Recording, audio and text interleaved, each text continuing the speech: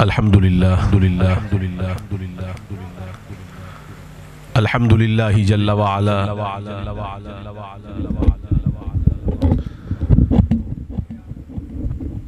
وصلی اللہ وسلم علی نبیہ المصطفى رسولہ المجتبى امینہ علی وحی السماء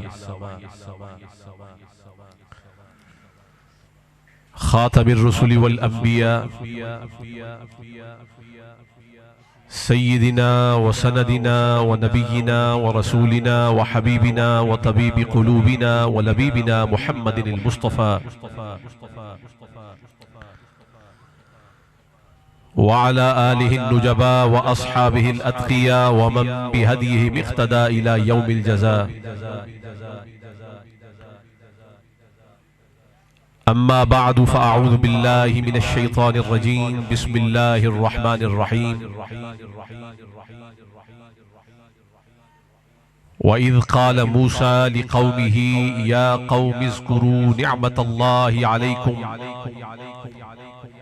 إذ جعل فيكم أنبياء وجعلكم ملوكا وآتاكم ما لم يؤت أحدا من العالمين. وفي مقام آخر قل لا أسألكم عليه أجرا إلا المودة في القربى. وفي مقام آخر إنا أعطيناك الكوثر فصل لربك وانحر إن شانئك هو الأبتر. صدق الله مولانا العظيم ولقنا بقوله تعالى في كلامه المجيد والفرقان الحميد. إن الله وملائكته يصلون على النبي يا أيها الذين آمنوا صلوا عليه وسلموا تسليما. اللهم صل على سيدنا ومولانا محمد وعلى آل سيدنا ومولانا محمد وبارك وسلم. رب اشرح لي صدري ويسر لي أمري واحلل عقدة من لساني يفقه قولي. مولاي صل وسلم دائما أبدا على حبيبك خير الخلق كلهم محمد سيد الكونين والثقلين والفريقين من عرب ومن عجم وكلهم من رسول الله ملتمس غرفا من البحر أو رشفا من الديم. زبان پر جب محمد مصطفیٰ کا نام آتا ہے، زبان پر جب محمد مصطفیٰ کا نام آتا ہے بڑی تسکین ملتی ہے، بڑا آرام آتا ہے.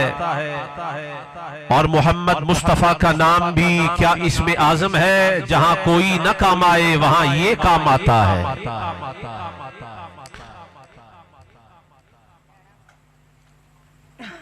اور دم وداع، وداع کا مطلب ہوتا ہے رخصت ہونا. دم وداع کوئی بھی نہ تھا حسین کے ساتھ، یعنی جب امام حسین مدینے سے نکلے تو آپ کے ساتھ کوئی بڑا لشکر نہیں تھا، لوگوں کی بڑی تعداد نہیں تھی، تو دم وداع کوئی بھی نہ تھا حسین کے ساتھ. پھر اس کے بعد زمانہ ہوا حسین کے ساتھ، پھر اس کے بعد زمانہ ہوا حسین کے ساتھ. اور نہیں ہے ساتھ اگر کوفہ و دمشق تو کیا. توجہ ہے نا حضرات کی؟ ذرا مل کے سارے احباب ایک دفعہ ذوق سے سبحان اللہ کی صدا لگا لیں.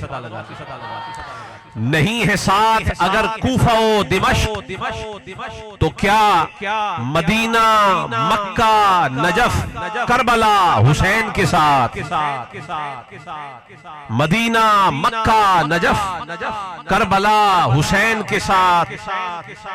اور پھر اس چراغ کی لو کم نہیں ہوئی اب تک، پھر اس چراغ کی لو کم نہیں ہوئی اب تک.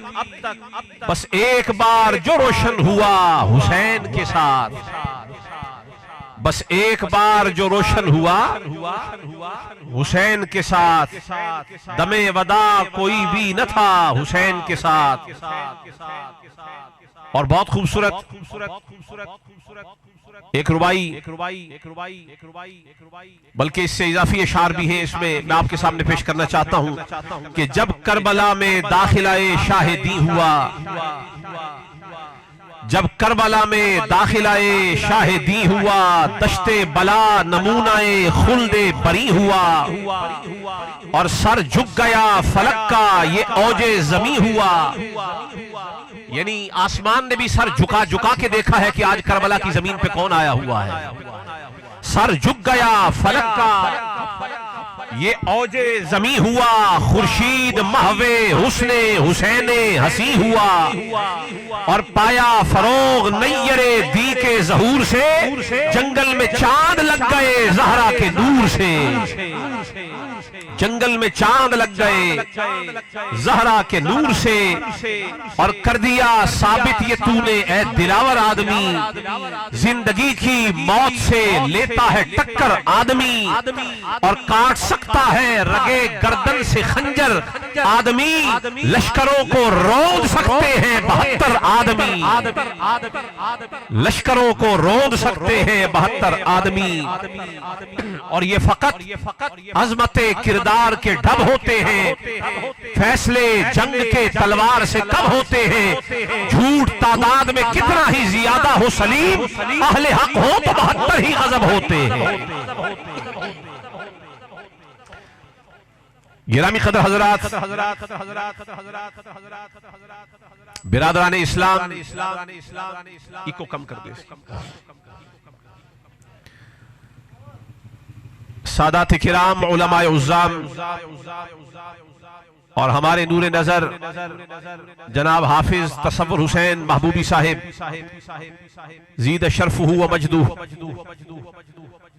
اور اس علاقہ میں جملہ اہل ایمان، اہل اسلام، حضرات و خواتین، جہاں تک آواز جا رہی ہے،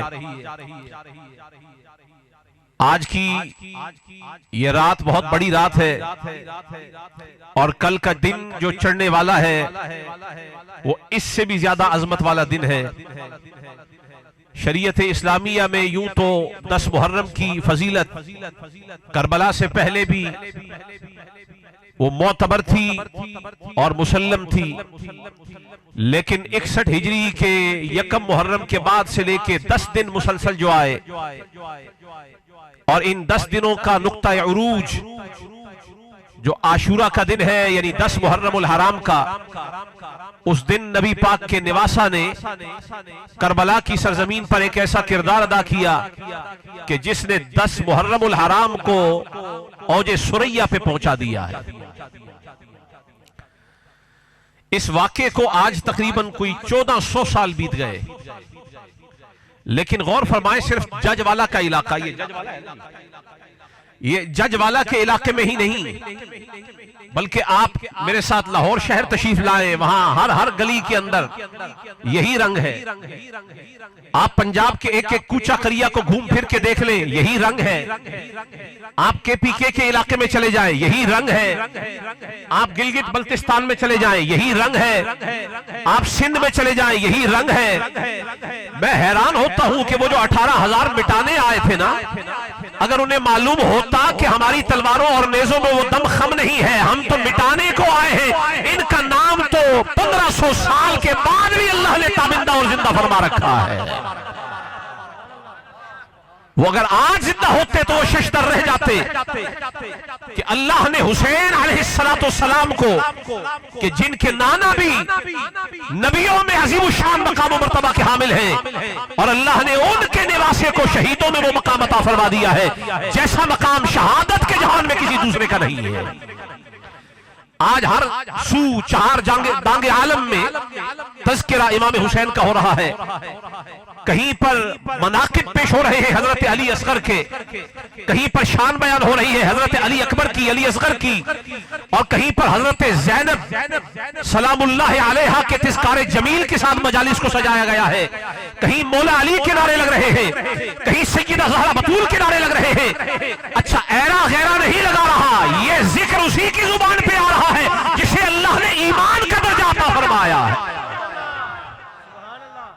یہ ابتدائی میری تمہیدی بات یاد رکھ لے، پنج تن کا نام کسی کی زبان پہ آتا ہی نہیں ہے جب تک کہ وہ پہلے مومن نہ ہو۔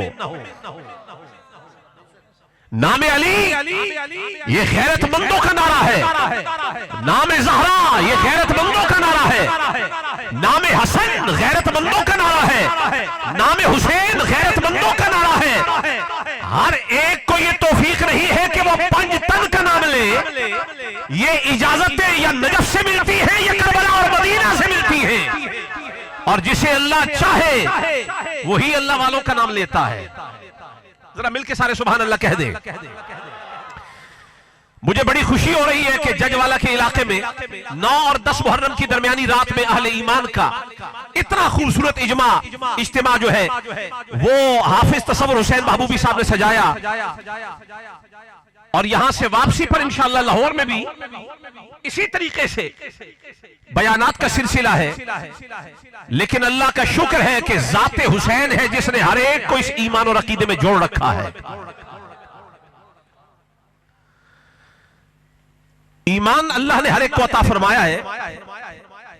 آپ ذرا اپنے دائیں بائیں دیکھیں، اپنے وجود میں دیکھیں، اپنے گھر بار میں دیکھیں۔ میں جج والوں سے ایک سوال کرنا چاہتا ہوں، مجھے یہ بتائیے، اللہ نے آپ پر اور ہم پہ بے پناہ نعمتیں کی ہیں، بے پناہ۔ کبھی آپ نے یہ سوچا ہے کہ ہمارے اوپر سب سے بڑی نعمت کون سی ہے؟ کبھی غور کیا ہو؟ کیا آپ کا جو وجود ہے یہ بڑی نعمت ہے؟ کیا آپ کی جو خوبصورتی ہے یہ بڑی نعمت ہے؟ کیا آپ جو کمائی کرتے ہیں وہ بڑی نعمت ہے؟ کیا آپ نے جس جاگیر اور جائیداد کو اپنی ملکیت سمجھ رکھا ہے وہ بڑی جاگیر ہے؟ کیا آپ کی رشتہ داری بڑی جاگیر اور جو نعمت ہے وہ ہے؟ نہیں۔ میں ایک بات کہنا چاہتا ہوں، آپ نے تائید کرنی ہے، میرے خیال میں سب سے بڑی نعمت جو اللہ نے اپنے بندوں پر کی ہے نا وہ ایمان ہے۔ کیا ہے؟ ذرا مل کے بول دیں، کیا ہے؟ ابھی میں آپ کو لے کے چلتا ہوں انشاءاللہ، جج والا سے نکلیں گے اور میں آپ کو پھر گلی کوچوں سے گھماتا ہوا کربلا کی گلیوں تک لے کے جاؤں گا انشاءاللہ۔ لیکن میرے ساتھ سفر کرنا ہوگا، ڈرائیور الگ ہو، سواریاں الگ ہو تو سفر نہیں ہوتا۔ جسے آپ نے اپنی گاڑی کا قائد بنا دیا ہے اس کے ساتھ ساتھ ہو کے چلنا لازم ہو جاتا ہے۔ میں پوچھتا ہوں، سب سے بڑی نعمت ایمان ہے۔ سب سے بڑی نعمت، ذرا ہاتھ بلند کر کے سارے کہہ دیں، سب سے بڑی نعمت۔ اچھا ایک سوال اور کر رہا ہوں، کیا سارے صاحبان ایمان ایک جیسے ہوتے ہیں؟ جی نہیں۔ اللہ نے اگر ہر ایک کو بھی ایمان دے دیا ہو نا تو ہر فرد کا ایمان دوسرے کے ایمان سے جدا ہے، ممتاز ہے، ممیز ہے، کسی کا ادنا ہے، کسی کا اوسط ہے، کسی کا اعلیٰ ہے۔ اٹھائیے مسلم شریف کتاب الایمان، اس میں راوی ہیں حضرت ابو سعید خدری، وہ یہ کہتے ہیں کہ حضور نے ارشاد فرمایا، من رآ منکم منکرا فلیغیرہ بیدہ، تم میں سے، یعنی مومنوں کو خطاب کرتے ہوئے حضور نے فرمایا، تم میں سے اگر کوئی برائی کو دیکھے نا اسے اپنے ہاتھ سے بدل دے، اپنے ہاتھ سے بدل دے۔ فَإِن لَمْ يَسْتَطِعْ فَبِلِسَانِهِ، اگر یہ توفیق نہ ہو تو اپنی زبان سے برائی کو بدلے۔ فَإِن لَمْ يَسْتَطِعْ فَبِقَلْبِهِ، اگر زبان سے بھی بدلنے کی توفیق نہ ہو تو دل سے برا جانے۔ یعنی حضور نے 3 درجے ایمان کے بیان فرما دیے۔ فرمایا ٹاپ لیول کا مومن وہ ہے جو برائی کو دیکھے تو قوت، زور قوت سے، بازو سے وہ برائی کو بدل دے، باطل کو توڑ کے رکھ دے۔ اور اگر یہ توفیق نہ ہو زبان سے بدل دے، یہ توفیق نہ ہو تو دل سے برا جانے۔ یہ 3 درجے ہیں۔ اب ذرا نیچے سے درجوں کو سمجھ لیں دوبارہ، جج والا والے۔ سب سے نچلا درجہ یہ ہے کہ بندہ برائی کو دل سے برا جانے۔ سمجھ آ رہی ہے؟ یعنی اس میں توفیق نہیں ہے۔ مثلا آپ کے علاقے میں کوئی بندہ برا کام کر رہا ہے، آپ میں ہمت نہیں کہ آپ زبان سے سمجھا سکے، ہاتھ سے اسے سمجھا سکے، آپ نے دل سے برا جانا، تو حضور کی حدیث بتاتی ہے کہ یہ نچلا درجہ ہے، سب سے نچلا، کہ آپ اس کو چینج نہیں کر سکتے، آپ دل سے اسے برا جان رہے ہیں۔ یہ جہاں ساؤنڈ تھا وہیں پر رکھے جناب۔ اور اس سے اوپر کا درجہ یہ ہے کہ آپ اس بندے کے پاس جائیں اور اسے جا کے بتائیں، تو جو کام کر رہا ہے یہ غلط کام کر رہا ہے، اسے بدل، یہ خلاف قرآن ہے اور خلاف حکم رسول ہے۔ اور خلاف فطرت ہے، یہ دوسرا درجہ ہے. اور تیسرا یہ ہے کہ اگر باز نہ آئے تو آپ کے ہاتھ میں اتنی طاقت ہونی چاہیے کہ آپ اپنے ہاتھ سے اسے بدل دیں. یہ درجے ہیں. اچھا یہ عام مومن کے درجے ہیں، یہ حسین کا درجہ نہیں ہے. امام حسین کا درجہ اس سے بہت اعلیٰ اور رفع ہے. وہ درجہ کیا ہے؟ وہ یہ ہے کہ جب حسین نے منکر کو دیکھا، باطل کو دیکھا، تو فقط یہی نہیں کہ دل سے برا جانا، فقط اتنا ہی نہیں کہ زبان سے اس کے خلاف جہاد کیا، یہی نہیں کہ اپنے ہاتھ سے جہاد کیا. حسین اسے کہا جاتا ہے جو پہلے اپنے بچے قربان کرتا ہے پھر اپنی قربانی پیش کر دیتا ہے.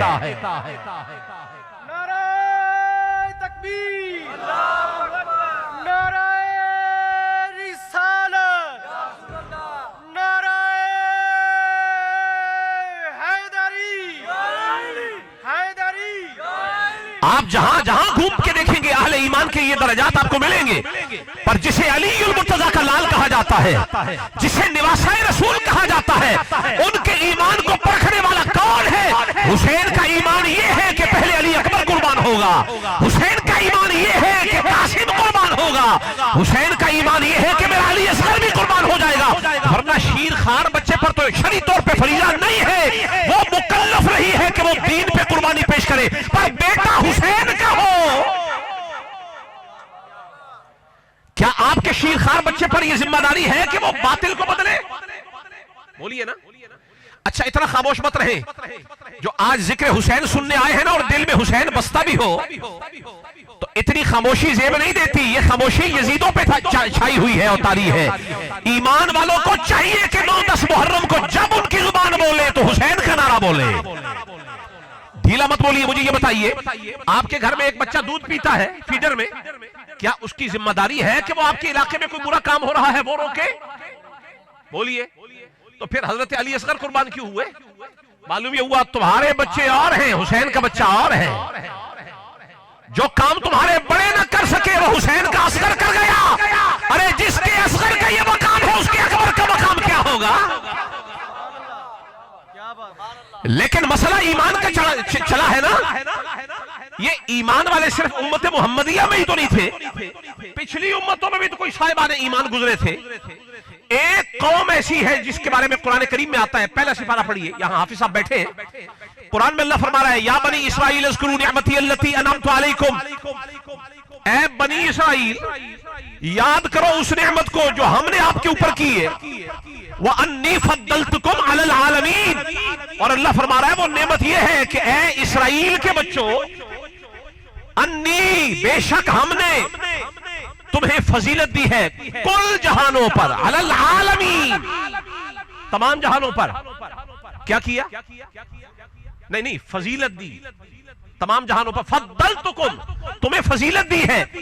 اچھا جج والا والوں کو نہیں پتا تو انو اردو سمجھ آ رہی ہے جی یا پنجابی گل کریے؟ آ رہی ہے. اچھا سنو، اللہ خطاب کر رہا ہے بنی اسرائیل سے. بنی بچے اسرائیل، اسرائیل کے. یہ اسرائیل کون ہے؟ نا حضرت یعقوب. اسرائیل لقب ہے حضرت یعقوب کا جو والد ہیں حضرت یوسف کے، اور بنی کا مطلب ہے حضرت یعقوب کی اولاد. تو ان کے جتنے بچے ہیں نا، ان کی نسل سے جتنے آگے پیدا ہوئے لاکھوں، انہیں اللہ فرما رہا ہے تمہیں فضیلت دی ہے تمام جہانوں پر. کیوں فرمایا بنی اسرائیل؟ یہ بچے یعقوب کے ہیں. جج والا والو بچے یعقوب کے ہوں، اولاد حضرت یعقوب کی ہو تو سارے جہانوں سے افضل ہو جائے. تو مجھے کہنے دو نا جو اولاد مصطفیٰ کی ہو. ابھی تو میں نے حدیث پیش نہیں کی، میں تو قرآن کریم پہلے سپارے سے پیش کر رہا ہوں. نسب بڑی ضروری چیز ہے. آج وہ دور آ گیا ہے فتن کا کہ لوگ کہتے ہیں جی عمل دیکھو، عمل، نسب مت دیکھو. نسب کی کوئی فضیلت نہیں ہے. میں نے کہا تمہیں یہ تمہارا دماغ خراب ہو گیا ہے، تم نے قرآن پڑھا ہی نہیں، تمہیں خبر ہی نہیں ہے کہ نسب کی فضیلت کیا ہے. قرآن کہہ رہا ہے نسب کی یہ فضیلت ہے کہ اولاد اگر یعقوب کی ہو تو تو ہم اسے سارے جہان سے افضل بنا دیتے ہیں۔ اگر نبی یعقوب کی اولاد ہونے کی وجہ سے افضل ہو سکتی ہے تو حسین افضل نہیں ہے، حسن افضل نہیں ہے، زین العابدین افضل نہیں ہے، محمد باقر افضل نہیں ہے، جعفر صادق افضل نہیں ہے، امام موسیٰ کاظم افضل نہیں ہے، امام علی رضا افضل نہیں ہے، اولاد حسن افضل نہیں، اولاد حسین افضل نہیں۔ اس آیت سے پتہ چلا اگر باپ بلند شان والا ہو تو نسب کی وجہ سے اللہ تعالیٰ کبھی کبھی اولاد کو بھی شان دے دیتا ہے۔ اور جو نہ مانے اس کے سامنے کھولیے سورہ بقرہ اور یہ آیت اس کے سامنے تلاوت کر کے اسے پیش کیجئے۔ یا بنی اسرائیل اذکروا نعمت اللہ علیکم، یا بنی اسرائیل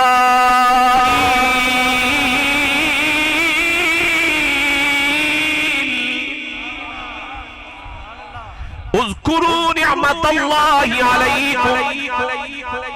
اللہ فرما رہا ہے اے بنی اسرائیل ہماری نعمت کو یاد کرو، نعمتی التی انعمت علیکم وانی فضلتکم علی العالمین۔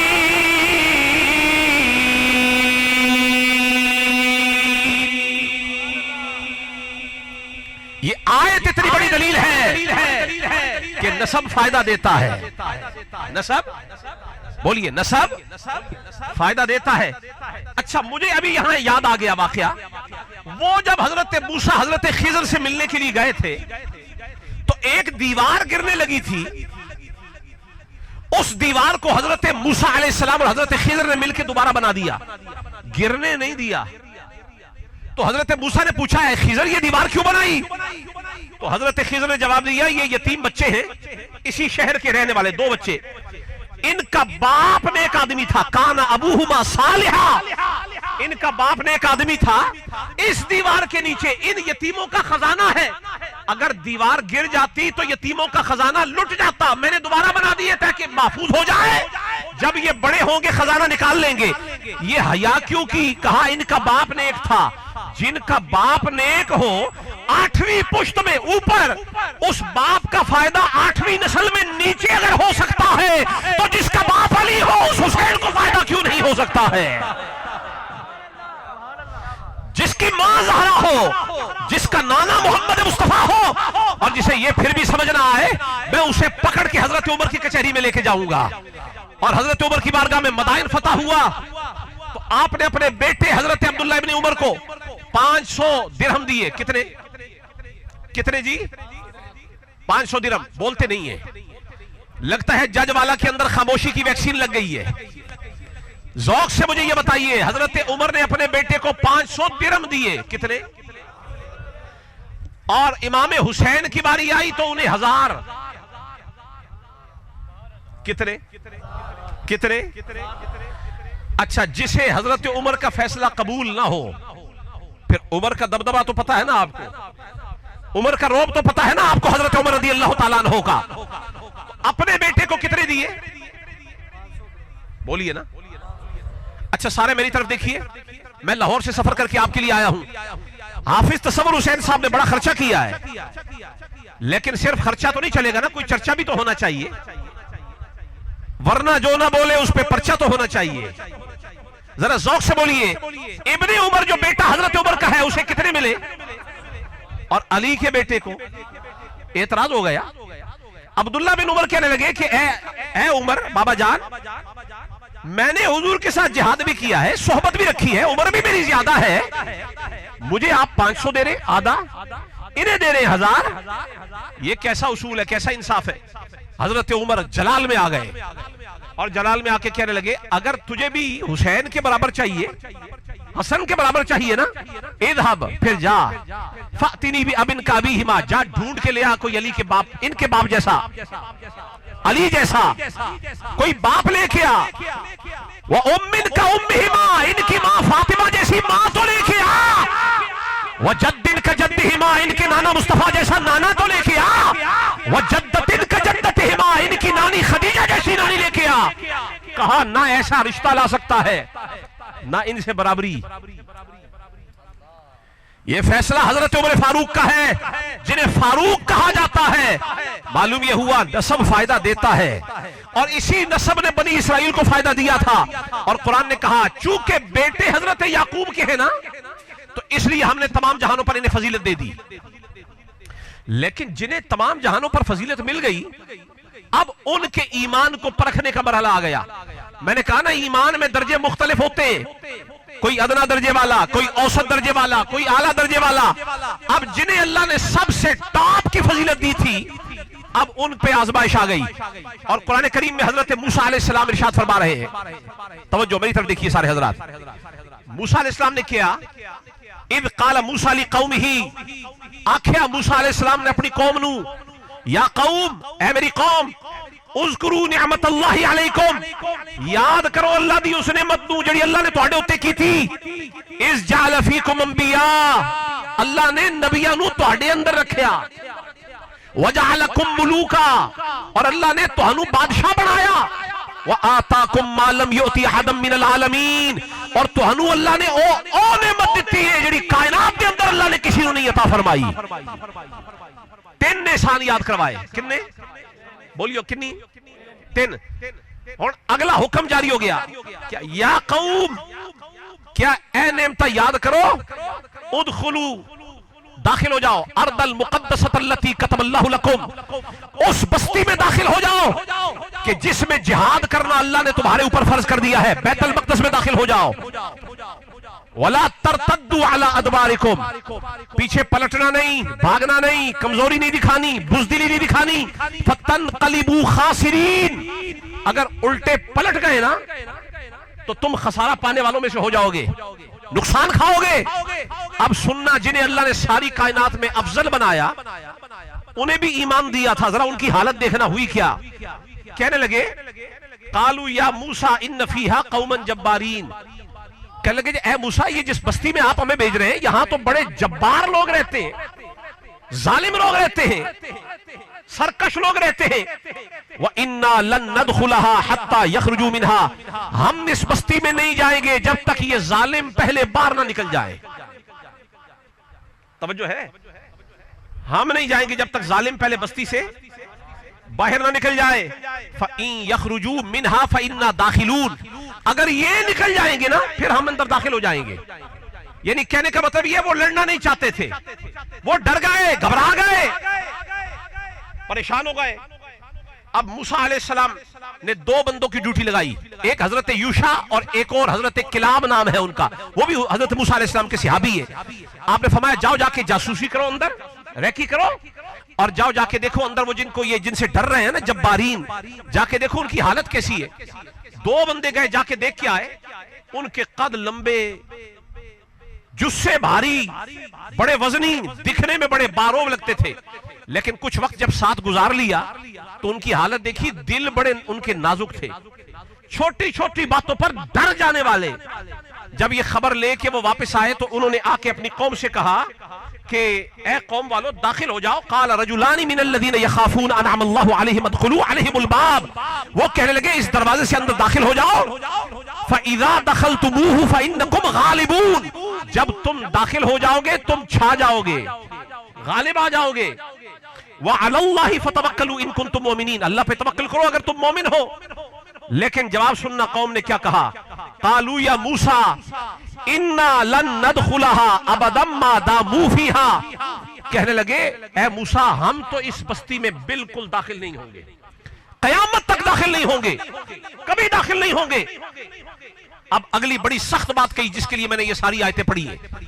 انہوں نے ایک جواب دیا اور جواب دے کے کہنے لگے فَاذْهَبْ أَنْتَ وَرَبُّكَ فَقَاتِلَا, اگر لڑنا ہی ہے نا موسیٰ جا تو جا کے لڑ, لڑنا ہے تو اے موسیٰ جا, تیرا رب لڑے تو لڑ.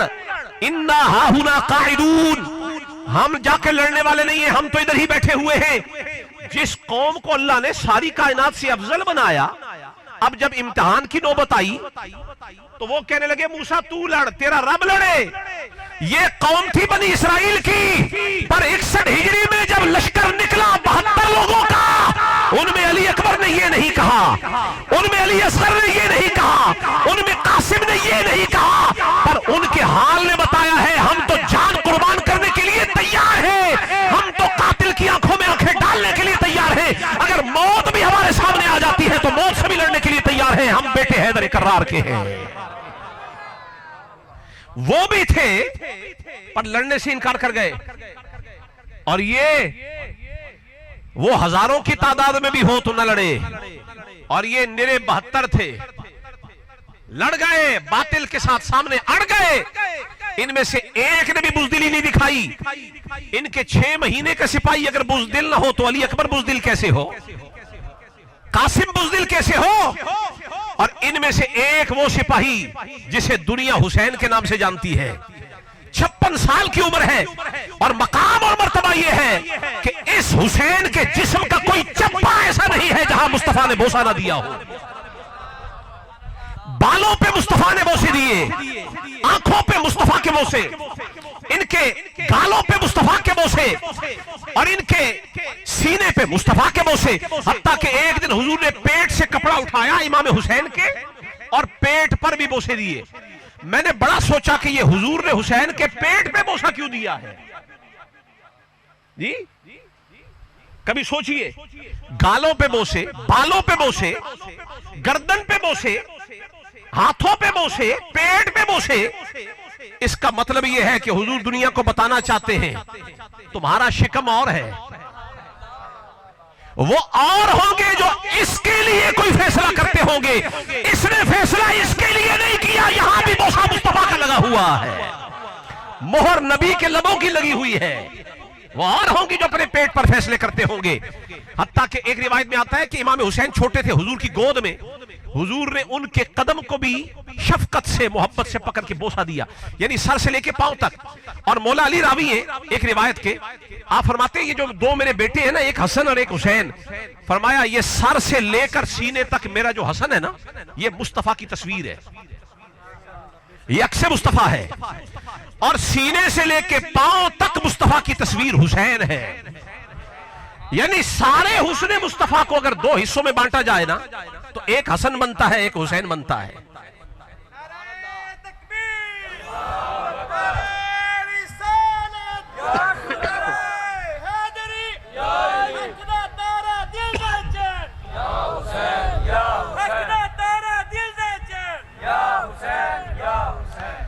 اچھا, امام حسن امام حسین, ان کے خون میں شجاعت ہے, بہادری ہے, جرأت ہے. یہ ملی کیسے؟ اگر بنی اسرائیل کو اپنے باپ حضرت یعقوب کی وجہ سے کچھ ملا ہے نا تو ان کو بھی اپنے آبا سے کچھ ملا ہے. اب میں اس خاندان کا نام لینے لگا ہوں. میں نے کہا نا میں آپ کو کربلا لے کے جاؤں گا, لیکن قرآن سے روشنی لے کے چلیں گے. بنی اسرائیل سے شروع کی نا بات, اب آج ذرا کربلا کی طرف لے کے چلتا ہوں. یہ جو کربلا میں اتنے بہادر آ گئے تھے, ان کو بہادری کہاں سے ملی, یہ جرأت کہاں سے ملی؟ اتنی جرأت آج آپ میں ہے, ہمارے اندر تو نہیں ہے کہ اتنی بہادری کے ساتھ کوئی اپنے بچوں کو پہلے قربان کروائے اور پھر اپنی قربانی دے دے. سر سجدے میں رکھ کے رب کی بارگاہ میں عرض کرے کہ مولا میری ہر مبارک, ہر پسندیدہ چیز تیری بارگاہ میں قربان ہے, اب میری باری ہے. جی توجہ ہے. اچھا, میں زندگی میں کراچی بھی گیا, گلگت بھی گیا, پنجاب کے دور و قریب مختلف گوشوں میں گیا ہوں, مختلف علاقوں میں. آپ کے یہ جڑا والے بھی پروگرام ہوئے اور آپ کے جج والا بھی پہلے پروگرام کیا میں نے, لیکن اتنا ٹھنڈا مجمع زندگی میں دیکھا ہی نہیں. اور مجھے پتا ہے یہ بات کیا ہے, جہاں نام حسین کا آ جائے نا بڑا مشکل ہے, یہ بھی ایک بڑا پل صراط ہے. جہاں نام علی کا آ جائے یہ بھی بڑا پل صراط ہے. یہ وہ دور تھا حضور کے زمانے میں بھی. حضور حضرت ابو سعید خدری ہیں, حضور کے صحابی, کہتے ہیں اس عظیم الشان دور میں بھی اگر ہم نے کسی منافق کو جاننا ہوتا نا تو نام علی کا لے لیتے اور اس کے بعد چہرہ دیکھتے, حالات بتا دیتے کہ یہ بندہ کس قبیل کا ہے, کس حال کا ہے. 9-10 محرم کی رات ہو اور ذکر حسین کا چھڑا ہوا ہو اور بندہ یوں بیٹھا ہو جیسے اسے پتہ ہی نہیں ہے وہ کیا رہا ہے, یہ ڈوب مرنے کا مقام ہے. اس کے بعد دعا یہ کرو الہی کل قیامت آ جائے, 10 محرم کو قیامت ہی آ جائے, جہاں لوگوں کو نبی کے اس نواسے کی محبت طاری نہ ہو وجود پہ کہ جس نواسے کو نبی نے چوما ہے بلکہ اپنے لعاب سے گھٹی دی ہے. وہ پیاسے ہو جائیں تو حضور نے زبان ان کے منہ میں رکھ کر اپنے لعاب دہن سے پیاس کو بجھایا ہو. اس حسین کی بات چھڑ رہی ہے. یہ خاندان کون سا ہے؟ میں چونکہ علمی باتیں کرتا ہوں مجھے دوڑے شوڑے نہیں آتے, مجھے سورے لگا لگا کے نا آپ کو حافظ آبادی انداز مجھے نہیں آتا, میرا اپنا انداز ہے. میں قرآن کریم سے ایک آیت آپ کے سامنے رکھنا چاہتا ہوں سورہ صافات سے. اس سے اگر آپ کو ذرا بھی علم سے محبت ہوئی نا تو آپ کو اندازہ ہو جائے گا کہ حسین میں جرأت کہاں سے آئی ہے.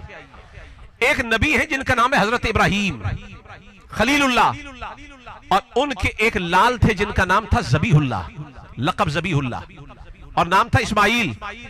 قرآن نے ان دونوں کے حال کو بیان کیا اور قرآن کہتا ہے فلما بلغ معہ السعی, جب یہ بیٹا اسماعیل چلنے کے قابل ہو گیا نا حضرت ابراہیم کے ساتھ ساتھ, یعنی انگلی پکڑ کے حضرت ابراہیم کی حضرت اسماعیل چلنے لگے, تو اب اللہ نے آزمائش ڈالی اپنے ابراہیم پر اور فرمایا ایک خواب میں کچھ دکھایا, اشارہ کیا. اس خواب کا ذکر حضرت ابراہیم نے کیا, کہنے لگے قال یا بنی انی ارا فی المنام انی اذبحک, اے بیٹے میں نے خواب میں دیکھا ہے کہ میں تجھے ذبح کر رہا ہوں. انی ارا فی المنام انی اذبحک, میں نے خواب میں دیکھا ہے کہ اے اسماعیل میں تجھے ذبح کر رہا ہوں. یہ کس نے خواب دیکھا اور کس کے بارے میں دیکھا؟ حضرت اسماعیل. دیکھا کہاں؟ خواب میں. کہاں؟ نہیں ڈھیلا نہیں بولنا, کہاں؟ اچھا, خواب میں کوئی اپنے بیٹے کو ذبح کرتے ہوئے دیکھے تو کیا اٹھ کے صبح ذبح کر دے گا اپنے بیٹے کو؟ جی آپ کریں گے؟ اس کا مطلب یہ ہے آپ کا خواب اور ہے, ابراہیم کا خواب اور ہے, آپ کا سونا اور ہے, نبی کا سونا. حضور فرماتے ہیں کہ میں جب سوتا ہوں نا میری آنکھ سوتی ہے, دل نہیں سوتا. نبیوں کی آنکھ سوتی ہے, دل نہیں سوتا. تو حضرت ابراہیم نے جو خواب دیکھا ہو, اور مزے کی بات یہ ہے کہ نبی کا بیٹا, خواب نبی نے دیکھا خلیل اللہ نے, تعبیر اپنے بیٹے سے پوچھ رہے ہیں اور جملے قرآن بول رہا ہے. فرمایا فانظر ماذا ترى, اے اسماعیل ذرا بتا تو صحیح تو اس کے بارے میں کیا رائے دیتا ہے. میں نے خواب میں دیکھا کہ میں تجھے ذبح کر رہا ہوں, بتا تیری کیا رائے ہے. اب بیٹا ہو حضرت خلیل اللہ کا تو ذرا جواب سننا کہ حضرت اسماعیل کا جواب کیا رہا ہے. فرمایا قال یا ابتی افعل ما تؤمر, اے بابا جو خواب میں دیکھا ہے نا بس وہی کر جائیں, حقیقت کے اندر کر دے وہی جو خواب میں آپ نے دیکھا ہے. اور اگلا جملہ بولا, فرمایا ستجدنی انشاءاللہ من الصابرین, آپ مجھے بے صبرا نہیں پائیں گے, صبر کرنے والوں میں سے پائیں گے. جی خواب دیکھا تھا نا, فرمایا جو خواب میں دیکھا ہے مجھے ذبح کر دے. اب حضرت ابراہیم حضرت اسماعیل کو لے گئے ذبح کرنے کے لیے. یہ ذبح ہونے کے لیے تیار کیسے ہو گئے؟ معلوم یہ ہوا ایک نسل ایسی ہے کہ رضائے الہی کے لیے اگر خواب میں بھی ان کو ذبح ہونے کا اشارہ ہو جائے تو وہ خوابوں کو ٹالا نہیں کرتے, جیسا خوابوں میں دیکھا جاتا ہے ویسے ہی حقیقت میں اسے ظاہر کر دیا کرتے ہیں. تو حسین کی جد کا یہ مقام ہے کہ ذبح خواب میں ہو جائے تو حقیقت میں ذبح ہونے کے لیے تیار ہو جاتے ہیں. تو حسین انہی کا بیٹا ہے, علی اصغر انہی کا بیٹا ہے, علی اکبر انہی کا بیٹا ہے. معلوم یہ ہوا مدتوں سے ان کی ٹریننگ ہے کہ جب مرحلہ ذبح ہونے کا آ جائے تو پسو پوئے پیش نہیں کرتے, ذبح ہو جایا جاتا ہے, قربان ہو جایا جاتا ہے. کوئی اور خاندان ہوتا تو ایسی کربلا جیسی قربانی کبھی پیش نہ کرتا, مگر کیوں ان کی ایک ٹریننگ اور بھی ہوئی. یہ بیٹے ہیں مولا علی کے, اور آپ کو بھولنا نہیں چاہیے کہ ہجرت کی رات بستر پہ علی المرتضیٰ کا عمل کیا تھا.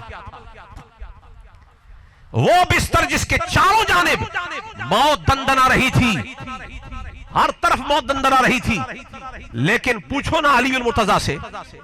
اور علموا اولادکم حب النبی و اولادہ, اس کے جو مصنف اور مؤلف ہیں وہ یہ لکھتے ہیں, عبدہ یمانی جن کا نام ہے, وہ یہ کہتے ہیں کہ جس رات بستر نبی پر علی لیٹے ہجرت کی رات, وہاں اللہ تعالیٰ نے حضرت میکائیل اور حضرت جبرائیل ان دونوں کو بلایا, یہ آسمانی بھائی ہیں, اور فرمایا کہ تم دونوں میں سے کون اپنے بھائی کے لیے قربانی دے سکتا ہے. تو دونوں نے یہ کہا بھائی ہونا اپنی جگہ ہے پر قربانی دینا بڑا مشکل ہے, اپنی جان کوئی کسی کے لیے قربان نہیں کر سکتا. تو رب نے فرمایا جاؤ جا کے مکے کی سرزمین پر دیکھو ایک بھائی اپنے بھائی پر جان قربان کر رہا ہے. حجرہ رسول اللہ کا اور بستر حضور کا مکے والوں نے فیصلہ کر لیا تھا کہ آج معاذ اللہ حضور کو شہید کرنا ہے، لیکن اس بستر پر علی المرتضیٰ لیٹ گئے اور حضور نے فرمایا علی میرے بستر پہ تو نے لیٹنا ہے۔ حضور نے بھی ڈیوٹی اسی کی لگائی ہے جس کے بارے میں حضور کو پتا ہے کہ جب موت سامنے آ جائے گی نا تو یہ وہ نہیں ہے کہ جو پشت پھیر کے نکل جائے، یہ فرار نہیں ہے، یہی تو قرار ہے۔ اس لیے فرمایا علی میرے بستر پر آج تیری نوبت آئے گی، موت کو تو بتائے گا کہ اے موت دیکھ، پھر جب سامنے علی آ جائے تو پھر موت پہ موت آ جاتی ہے۔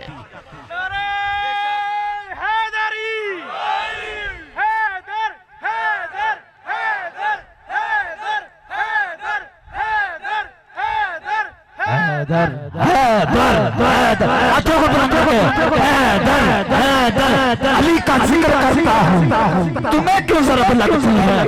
علی نے شان بخشی ہے، نبی تقریب کرتے ہیں تمہارے اور علی کے ظرف میں صدیوں کی دوری ہے، تمہارے اور علی کے ظرف میں صدیوں کی دوری ہے۔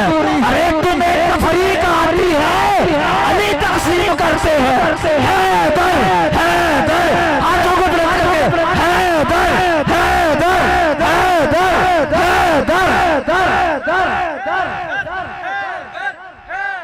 بارک اللہ بارک اللہ۔ اچھا مولا علی سے کسی نے یہ پوچھا تھا، اچھا وہ بات جو میں کر رہا ہوں حضرت جبریل اور میکائیل والی، فرمایا جاؤ مکے میں جا کے دیکھو ایک بھائی بھائی پہ جان قربان کر رہا ہے۔ آئے یہ دونوں فرشتے آ کے دیکھا کہ جس حجرے کو چاروں طرف سے مشرکین مکہ نے گھیر رکھا ہے نا، اس حجرے کے اندر ایک چارپائی کے اوپر نبی کا بھائی علی بڑے سکون کی نیند سو رہا ہے، کوئی گھبراہٹ نہیں، کوئی پریشانی نہیں۔ تو وہاں چارپائی کے پاس کھڑے ہو کے حضرت جبریل و میکائیل نے یہ کہا بخن بخن لک یا ابن ابی طالب، اے ابو طالب کے بیٹے آپ کو مبارک ہو، ان اللہ باہ اللہ بک ملائکتہ، اللہ تعالیٰ فرشتوں کی جماعت میں اے علی تیرے آج کے اس کردار پہ ناز فرما رہا ہے۔ کیا شان ہے، بستر مصطفیٰ کا ہے اور آرام اور استراحت کرنے والا علی المرتضیٰ۔ کسی نے پوچھا ہے علی اس رات نیند کا کیا عالم تھا، کیسی نیند آئی؟ کہا جیسی اس دن آئی کبھی بھی نہیں آئی، بڑے سکون کی نیند آئی۔ وجہ کیا ہے؟ کہنے لگے مجھے حضور نے فرمایا امانتیں دے کر مدینے آ جانا، تو نبی کے جملے میں میری زندگی کی ضمانت تھی کہ دے کر آ جانا۔ نبی کہہ رہے ہیں کہ آ جانا، یہ مجھے کیسے مٹا سکتے ہیں جبکہ زندگی کا اشارہ مصطفیٰ کر گئے ہیں، آ جانا۔ اچھا اس کی ایک عقلی وجہ بھی ہے، یہ مولا علی نے کوئی پہلی دفعہ ایسی قربانی نہیں دی تھی ہجرت کی رات بستر رسول پہ، نہیں۔ کیوں بھول گئے ہیں آپ لوگ وہ شیب ابی طالب کے 3.5 سال کہ جب مکے والوں نے حضور کو اور بنی ہاشم کو مکے سے نکال دیا تھا؟ مجھے یہ بتائیے کہ بنی ہاشم نے جا کے ڈیرہ کہاں لگایا؟ شیب ابی طالب میں۔ یہ ایک پتلی گھاٹی ہے اور وہاں راتوں کا عالم کیا ہوتا تھا، وہاں جب بھی حضور کے خاندان کے لوگوں کے بستر لگتے تو شام جب ڈھل جاتی حضرت ابو طالب حضور کا بستر ڈال دیتے تاکہ اگر کوئی جاسوس دیکھ رہا ہے نا کہ حضور کہاں سو رہے ہیں وہ پہلے حضور کی پوزیشن جان لے کہ حضور ادھر سو رہے ہیں۔ اور جب تھوڑا اندھیرا چھا جاتا تو حضور کی بارگاہ میں حضرت ابو طالب کہتے کہ اے بھتیجے محمد اٹھیے، جگہ بدلیے، جہاں آپ سوئے ہوئے تھے نا وہاں میرا کوئی بیٹا سوئے گا۔ اور وجہ یہ ہے کہ کہتے کہ اگر آپ پر کسی نے آنچ لانی ہے نا، انگلی اٹھانی ہے، میلی نظر سے دیکھنا ہے، تو جب تک ہم زندہ ہیں اور سونے بھتیجے آپ کی طرف کوئی بری نظر سے دیکھ نہیں سکتا۔ میرے بچے کس لیے ہیں؟ پہلے جعفر قربان ہوگا پھر کوئی محمد کی طرف دیکھے گا، پہلے طالب قربان ہوگا پھر کوئی محمد کی طرف دیکھے گا، پہلے علی قربان ہوگا پھر کوئی محمد کی طرف دیکھے گا، پہلے عقیل قربان ہوگا پھر کوئی محمد کی طرف دیکھے گا۔ یہ باپ علی المرتضیٰ کس کا ہے؟ حسین کا ہے۔ حسین نے تو شیب ابی طالب سے گھٹی میں سیکھا ہے کہ پہلے مصطفیٰ پہ جان کیسے قربان کرنی ہے۔ علی اصغر نے گھٹی میں سیکھا ہے، علی اکبر نے گھٹی میں سیکھا ہے، قاسم نے گھٹی میں سیکھا ہے۔ آج ان کی قربانی پر ہم تو سبحان اللہ کہنا مشکل ہے نا۔ آج لوگ شوگر کے مریض ہیں، بی پی کے مریض ہیں، ہارٹ کے مریض ہیں، ڈاکٹر نے منع کیا ہوا ہے تھوڑا اونچا سبحان اللہ کہا تو شاید صبح جنازہ نکل جائے۔ آج ایسے بھی عاشق اور مومن موجود ہیں جو سبحان اللہ بھی اونچی نہ کہہ سکے تو داد دو دو نا فاطمہ کے ان لالوں کو کہ جنہوں نے کربلا میں یزید کی آنکھوں میں آنکھیں ڈال کے لا الہ الا اللہ کا سر بلند کر دیا تھا. یہ بیٹے علی المرتضیٰ کے ہیں اور ان کا احسان قیامت تک آنے والے ہر مومن پر ہے. اگر حسین کربلا میں اپنا کردار ادا نہ کرتے تو آج کوئی لا الہ الا اللہ کی صدا لگانے والا نہ ہوتا. اور اس پر میں آپ کے سامنے ابھی دلیل رکھنے والا ہوں. بہت سارے لوگ ایسے ہیں جو یہ کہتے ہیں جی کہ حسین تو شاید کسی سلطنت کے لیے نکلے تھے, شاید حکومت کے لیے نکلے تھے. میں نے کہا بدبخت آدمی, تجھے معلوم ہی نہیں, وہ تو مدینے میں بیٹھے ہوتے تھے تو صحابہ ان کے قدموں کو بوسے دیتے تھے.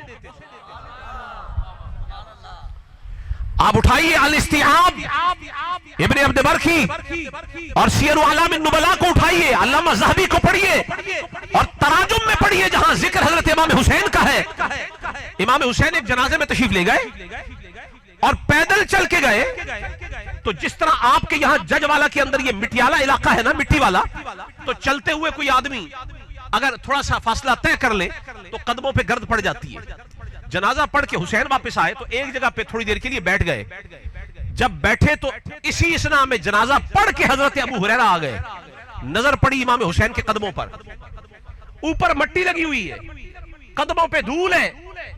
اب ذرا صحابی کا مقام دیکھنا کہ ان کا عشق حسین سے کیسا ہے. تقریباً 6,500 حدیثوں کے راوی حضرت ابو ہریرہ جب حسین کے قدموں کو دیکھا, مٹی پڑی ہوئی ہے, برداشت نہیں ہوا. آج ذکر حسین مٹانے کے لیے لوگ طرح طرح کی مٹی اڑا رہے ہیں, غبار اڑا رہے ہیں, اور سنی ٹس سے مس نہیں ہوتا. تمہارا ایمان کہاں ہے؟ ابو ہریرہ کا ایمان کہاں ہے؟ وہ تو قدموں پہ دھول برداشت نہیں کرتے, سر سے امامہ کو کھولا اور امام حسین کے قدموں سے مٹی کو جھاڑنے لگے. امام حسین نے فرمایا ابو ہریرہ آپ رسول اللہ کے صحابی ہیں, ایسا نہ کریں. حضرت ابو ہریرہ نے کہا اے حسین آپ مجھے منع نہ کریں, میں نے جو مقام آپ کے نانا سے ان کی زبان سے آپ کا سنا ہے, اگر ان لوگوں کو پتہ چل جائے نا یہ تو آپ کو زمین پہ پیدل نہ چلنے دیں, یہ تو آپ کو کندھے پر اٹھا کے لے جائے, آپ کو کندھوں پر رکھیں. اچھا, سنیوں کے ایک بڑے امام کا نام ہے ابو بکر. اچھا, یہاں بھی جو ڈھیلا بولے, اب میں آزمائش کرنے لگا ہوں. ہم حضرت ابو بکر سے بھی پیار کرتے اور کرتے ہو کہ نہیں؟ ابو بکر صدیق ہمارے پیر ہیں. کس کس کے نہیں, واقعی جن کے پیر ہیں وہ بتائے. جس نے روٹی کھانے کے لیے ہاتھ اٹھایا ہے وہ بھلے سے نہ بولے. لنگر ہو گیا, یہ بعد میں دینا ہے جی. حافظ صاحب بڑی زیادتی ہے, پخیانوں محرم سنان دے پہ بیٹھے.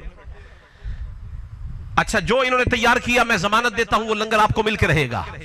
اگر حافظ صاحب نے نہ دیا تو پرچہ میں کٹواؤں گا, لیکن اگر لنگر حسین کا بعد میں کھانا ہے تو نعرہ حسین کا کیوں نہیں لگاتے؟ اتنے ڈھیلے حسینی نہیں ہوتے. حسین کی فوج میں اگر سپاہی درکار ہے تو حر جیسا, جون جیسا, جون, وہ جون نام سنا ہے کہ نہیں؟ وہ جو ابو ذر غفاری کا خادم تھا, ان جیسا. ایسے ڈھیلوں کی ضرورت نہیں ہے. لیکن سن لیں, حضرت ابو ہریرہ نے جب اپنے سر کا کپڑا کھولا اور پاؤں صاف کیے تو یہ پہلی دفعہ نہیں ہوا. صحابہ واقعی امام حسن امام حسین کو کندھوں پر اٹھانے والے تھے. اٹھائیے بخاری شریف کتاب المناقب, مناقب حسن و حسین, اس کے اندر عقبہ بن حارث راوی ہیں. وہ یہ کہتے ہیں کہ میں ایک دن دیکھا کہ مسجد سے حضرت ابو بکر صدیق نماز پڑھا کے باہر نکل رہے تھے, کہ جہاں مدینے کے بچے کھیل رہے تھے انہی میں ایک شہزادے رسول اللہ کے امام حسن بھی کھیل رہے تھے. قلب ابو بکر میں کوئی بات آئی, آگے بڑھے تو حضرت ابو بکر کو اٹھا لیا اور اٹھا کر اپنے کندھے پر بٹھا لیا. کہتے ہیں رائیت ابا بکر, میں نے ابو بکر کو دیکھا, وہو حامل الحسن, انہوں نے امام حسن کو اٹھایا ہوا تھا.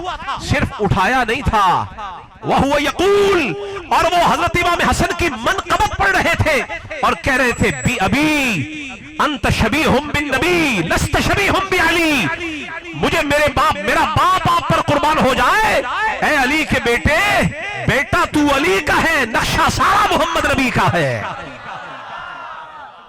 یہ کون کہہ رہا ہے؟ ابو بکر صدیق. کون کہہ رہا ہے؟ اچھا, ابو بکر کا نام ذرا ایک منٹ نہ لے, صرف صدیق کہیں. کون کہہ رہا ہے؟ قربان جائے, صدیق کہتے ہیں سچے کو, تصدیق کرنے والے کو. سچا ہو تو ایسا ہو, اپنے کندھے پر حسین کو, حسن کو اٹھا کے دنیا کو کو بتا رہے ہیں جو صحابہ کا نوکر ہو اسے غلام حسن کا بننا ہوگا، جو صحابہ کا نوکر ہو اسے خادم امام حسین کا بننا ہوگا۔ یہ نظریہ صدیقی ہے، یہ ابو بکر صدیق کا طریقہ ہے۔ یہ کس کا طریقہ ہے؟ ابو بکر صدیق کا۔ اچھا، کربلا جاتے ہوئے امام حسین کو گھبراہٹ نہیں ہوئی؟ میری طرف دیکھیے ذرا غور سے، امام حسین کو کوئی گھبراہٹ؟ بولیے بلند آواز سے، امام حسین کو کوئی گھبراہٹ؟ حضرت علی اکبر کو، حضرت قاسم کو، اور جتنے مصاحبین حضور حضرت امام علی مقام کے ساتھ موجود تھے، کسی ایک نے اپنے کسی ایک لفظ سے، اپنے قول سے یہ ظاہر نہیں کیا کہ ہمیں کوئی گھبراہٹ ہے یا ہزاروں کا مجمع ہے، ہزاروں کا لشکر ہے، ہم ان کا سامنا 72 کیسے کریں گے؟ اس لیے کہ یہ وارث بدر والوں کے تھے، یہ وارث احد والوں کے تھے، یہ وارث خندق والوں کے تھے، ان کی تو تربیت اور ٹریننگ ہوئی ہے۔ وَكَمْ مِنْ فِيَةٍ قَلِيلَةٍ غَلَبَتْ فِيَةً كَثِيرًا، یہ وہ ہیں کہ جو قلیل ہو کر بھی کثیر پر غالب آ جانے والے ہیں۔ یہ بیٹے علی کے ہیں، یہ خادم علی کے ہیں، یہ لشکر حیدری ہے، اور ان میں سن لیں جس لشکر کی قیادت حسین کر رہے ہوں اور قائد بھی وہ جو سیدہ شباب اہل الجنہ، جو اہل جنت کا سردار، اہل جنت کا۔ اچھا، جج والا میں جتنے لوگ آئے بیٹھے، آپ نماز کیوں پڑھتے؟ بولیے، نماز کیوں پڑھتے ہیں؟ جنت کے لیے، اللہ کی رضا کا نام جنت ہے۔ آپ جنت کے لیے پڑھتے ہیں تاکہ اللہ جنت میں بھیج دے، جہنم سے آپ کو بریت دے دے۔ یہی بات ہے کہ نہیں ہے جی؟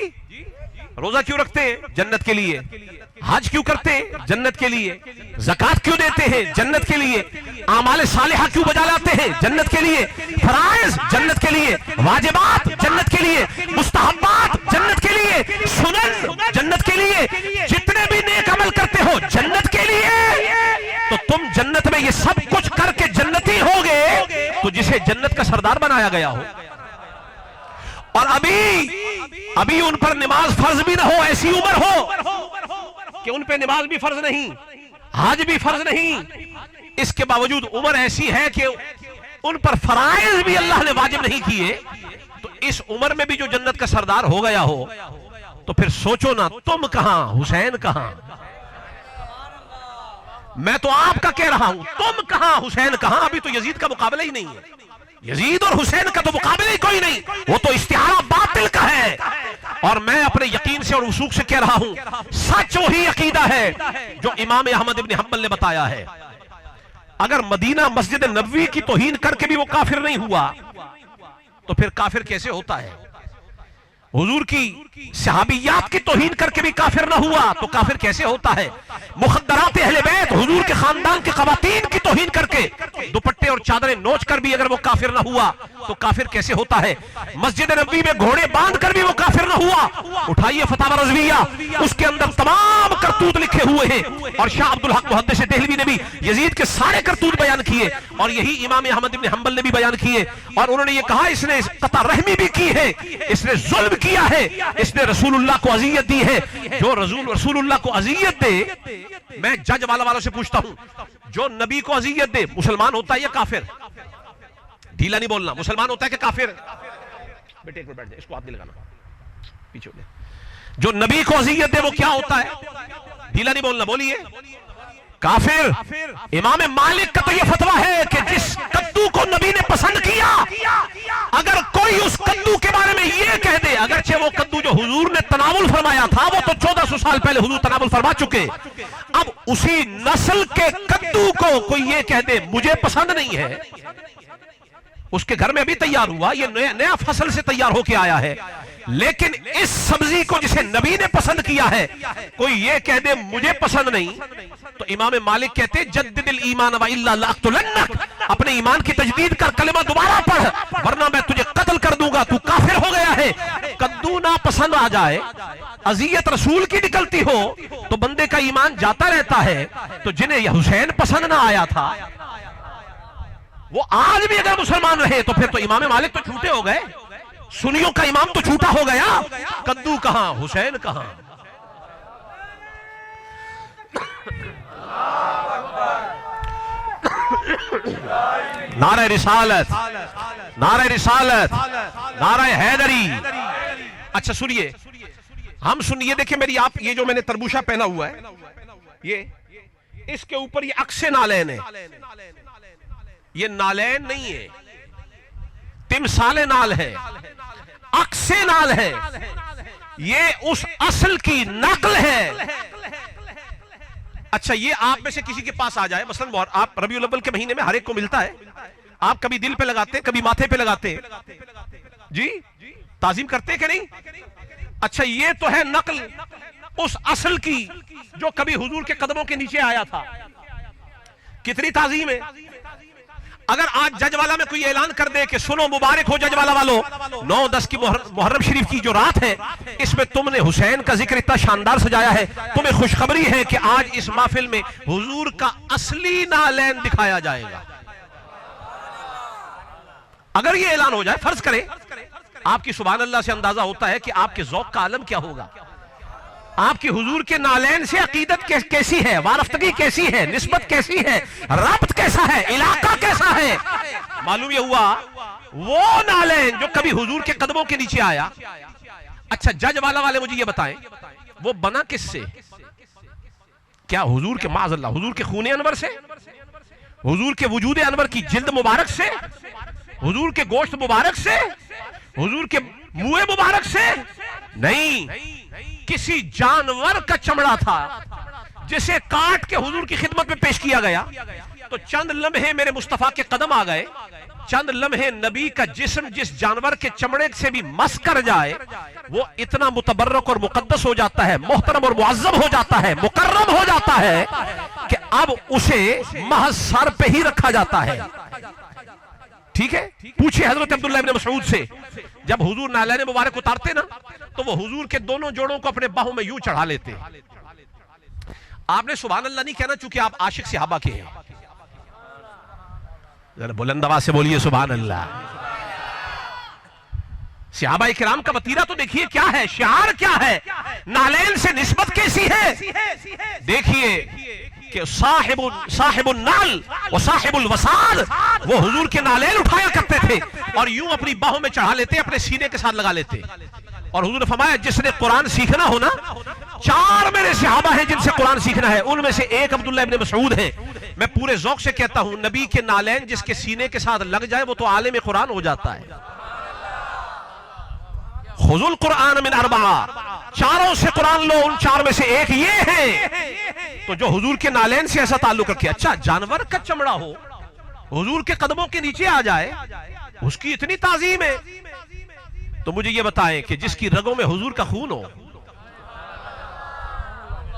اور جسے حضور نے اپنا لعاب دہن گھٹی کے صورت میں دیا ہو، پیاسا ہو جائے تو حضور اپنے لعاب مبارک سے اس کی پیاس کو بجھاتے ہو، جن کی نس نس میں حضور کا نور سرایت کر گیا ہو، اور جنہیں حضور نے فرمایا ہو حسین منی وانا من الحسین، حسین مجھ سے ہے میں حسین سے ہوں، جسے اس مقام پر حضور نے بٹھایا ہو، بتاؤ نالین کا ادب زیادہ ہوگا کہ حسین کا ادب زیادہ ہوگا؟ پر افسوس کی بات ہے اس امت نے نالین کو یاد رکھا ہے، حسنین کو یاد نہیں رکھا۔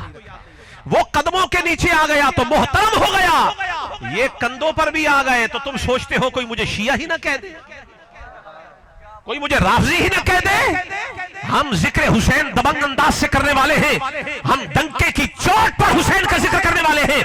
جس نے ہم پہ فتویٰ لگانا ہے جائے لگاتا رہے، یہ بھانت بھانت کی بولیاں یہی رہ جائیں گی کل قیامت کے دن۔ اچھا مجھے ایک حدیث یاد آ گئی، حضور نے فرمایا کہ اے میرے اللہ میں حسن سے محبت کرتا ہوں، میں حسین سے محبت کرتا ہوں، الہی تو بھی کر۔ اور بات ختم نہیں ہوئی، حضور نے فرمایا اے اللہ جو ان سے محبت کرے تو ان سے بھی محبت کر۔ تو نبی کا فتویٰ تو بتاتا ہے کہ بندہ محبوب خدا ہو جاتا ہے اگر وہ محب حضرت امام حسن و حسین کا ہو جائے، عشق امام حسن و حسین سے کر لے تو بندہ محبوب خدا بن جاتا ہے۔ تو محبت خداوندی کا شارٹ کٹ مل گیا۔ چاہتے ہو کہ اگر تمہیں اللہ محبوب بنا لے تو تمہیں کربلا میں آنا ہوگا، تمہیں ذکر حسن کرنا ہوگا، تمہیں ذکر حسین کرنا ہوگا۔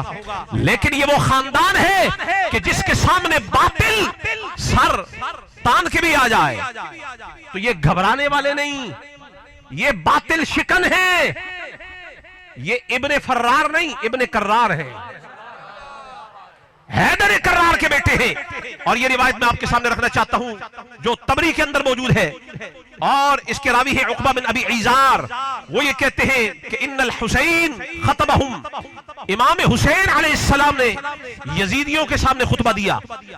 کربلا کے عنوان سے محفل سجا لینا بہت اچھا ہے، پر اس محفل میں یہ بھی تو بتاؤ کربلا میں حسین نے خطبہ کیا دیا تھا؟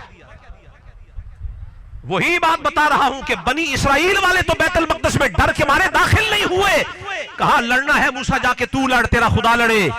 پر جب باری آئی حسین کے ساتھیوں کی تو دیکھو وہاں دبدبہ کیا ہے، جرت کیا ہے، عظیمت کیا ہے، اولو العزم کی بڑی شان ہے۔ نبیوں کی جماعت میں 5 نبی ہیں جو اولو العزم ہیں، ہمارے علماء نے لکھا ہے، موسیٰ علیہ السلام، عیسیٰ علیہ السلام، حضرت نوح، حضرت ابراہیم اور حضور، یہ 5 اولو العزم ہیں۔ کتنے؟ ذرا اشارہ کر کے بتا دیں کتنے؟ سارے نبی بڑی شان والے، سارے رسول بڑی شان والے، پر ان 5 کی شان جیسا نہ نبیوں میں کوئی ہے نہ رسولوں میں کوئی ہے۔ کیوں؟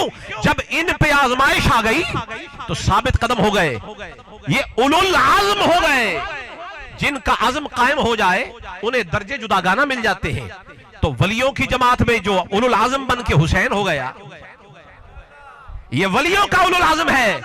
اب دیکھیے جب سامنے یزید آ گیا تو وہاں خطبہ امام علی مقام نے کیا دیا؟ فحمد اللہ، اللہ کی حمد بیان کی، وَإِثْنَا عَلَيْهِ، اور اللہ کی ثنا بھی بیان کی، ثم قال، پھر فرمایا ایھا الناس، اے لوگو ذرا کان کھول کے سن لو، ان رسول اللہ صلی اللہ علیہ وسلم قال، میرے نانا جان نے یہ ارشاد فرمایا تھا، من رأى سلطانا جائرا مستحلا لحرم اللہ ناقصا لعہد اللہ مخالفا لسنت رسول اللہ یعمل فی عباد اللہ بالاسم والعدوان، کہ وہ شخص جو بادشاہ بن جائے اور بادشاہ بن کے جائر ہو جائے، ظالم ہو جائے، مستحلا لحرم اللہ، اور وہ حرام کو حلال بناتا ہو، جسے شریعت نے حرام قرار دیا یہ اسے حلال بنا رہا ہے، ناقصا لعہد اللہ، اللہ کے ساتھ کیے ہوئے وعدوں کو توڑتا ہو، نبی کی سنت کا مخالف ہو، اور لوگوں میں عدوان کے ساتھ، اسم کے ساتھ، گناہ کے ساتھ اور دشمنی کے ساتھ وہ فیصلے کرتا ہو۔